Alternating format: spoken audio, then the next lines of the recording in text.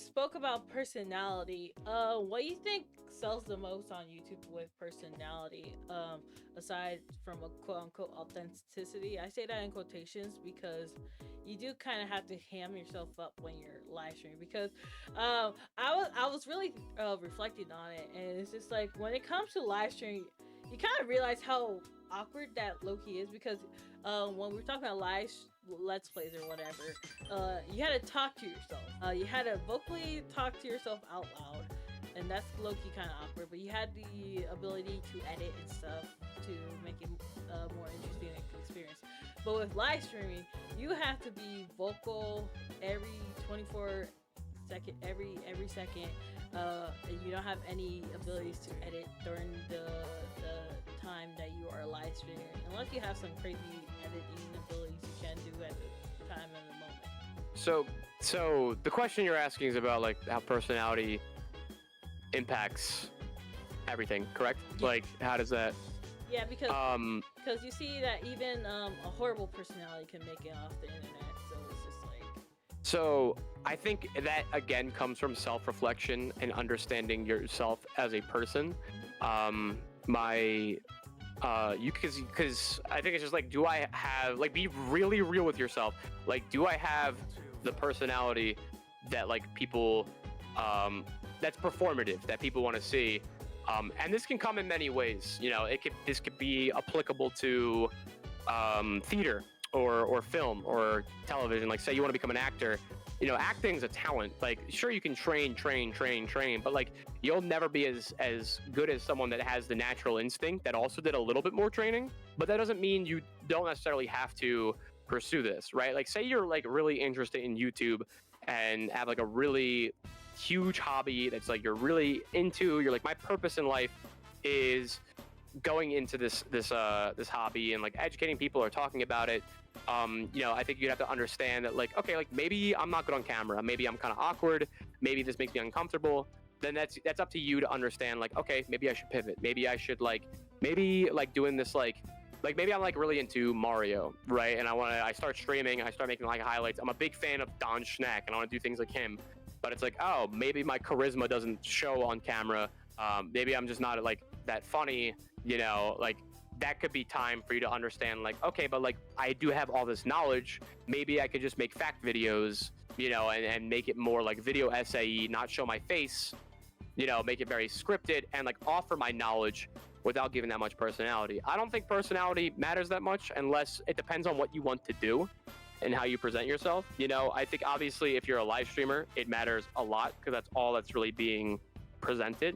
But I think in making videos, there are tons of ways to do it that doesn't involve you being on camera without you being yourself. You know, even the shorts, like you can just have the best fact shorts ever or like talk about really interesting stuff, and that can garner you a lot of success. Actually, metrically, if we're talking raw views here, probably garners you more success because personalities can be off-putting. They can create like a stronger connection with an audience and a bigger, like a stronger fan base, which I argue is more important. But in terms of just like numbers, it's actually better to not really show personality because then there's less that people can be off-put by. You know, they're just clicking on the freaking thing for the facts. That doesn't sound as fun to me, which is why I picked the path that I did. But at the end of the day, you don't really need to be like a wacky, goofy person or the most talented person to make it, you know. Yeah, I mean, I do understand your point across. I think it's because I'm trying to look at things through a streamer's lens instead of through a content creator's lens. And to always try to shine your personality is like a tough challenge. But if you're like trying to look through things through a metric lens, it's like, okay, what do people want to see? Like you know, the facts. It's just like, oh, did you know Kirby was actually supposed to be blue or something like that? It's just like, yeah. Oh, that's a fun fact, even though. So it's just like, you know, it's just like you would get attention from that video, but it's just like, how would that be a good conversion to showing off your content at the grand scheme of things? It's like, yes, we did Kirby facts, but how would you pull those people into wanting to watch your videos that isn't even going to be about Kirby?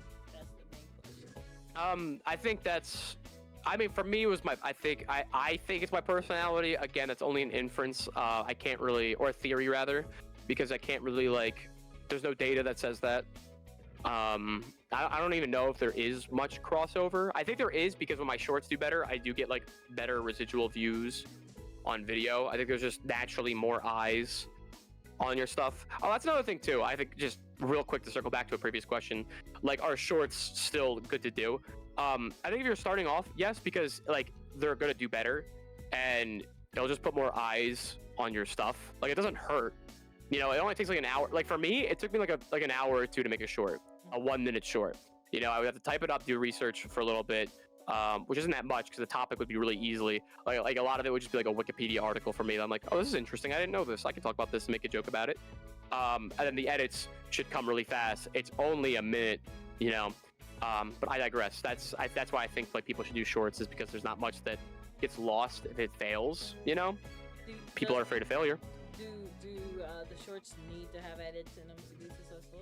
Does it need to be bam, bam, bam, or can it be like a? I think it's up to you. Like, I think research is important. Like, go through shorts, see what's popular, see what works, try to figure out what you like, what you don't like, and then extract that from there. If people in the niche that you're trying to tackle do edits, then like, yeah, I think it's probably a good thing. You know, I also think, I don't know, it's unless you're talking about the most interesting thing in the world or like really come across something that's super unique. I think we have an expectation on the website now that things should be like decently edited or at least paced properly. You know, I think if you want to make a half decent short, you don't have to be super crazy. I think some shorts creators actually overdo it to where I'm like, I can't even process what I'm looking at here. I think that's part of my niche too, is I have good edits, but they don't last. They're not like super duper fast. The intros are, but the rest of them are pretty tame. I like to think just like things popping up on screen every few seconds or so, which is quite long in shorts world because people be putting things like every millisecond.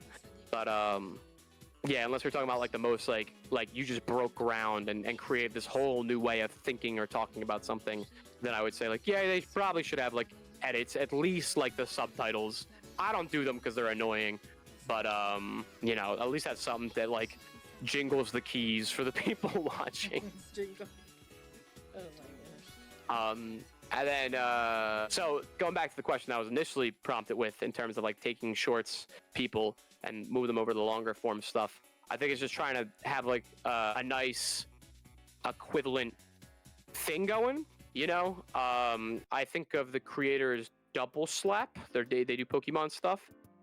They're kind of in my niche where they just do fact videos on Pokemon. They're come up entirely with shorts. Again, there's a lot of people that just came up through shorts. These people have 3 long form videos, all shorts, 130K subs, but their long form vids, they don't do bad.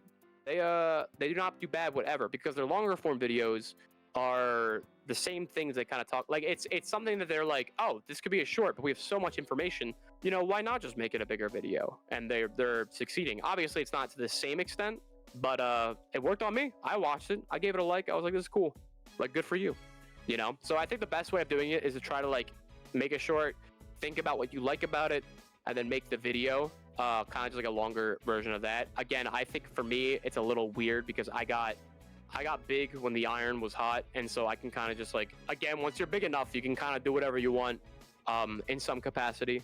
Like I'm a weird example where my shorts and my videos are fairly different. I think there's some overlap in my personality, and obviously the stuff that I talk about Pokemon, Mario, Sonic, Kirby. I don't do Pikmin shorts because they don't really do well at all, but that's the type of stuff I do on my main vids, and so there's that crossover. Obviously you want to have some sort of like overlap there, right? So I think that's kind of how you do it, is ideally like try to make shorts that are just like condensed versions of what you're providing in your videos. Or yeah, that's actually the best way to put it. There's nothing else to add there.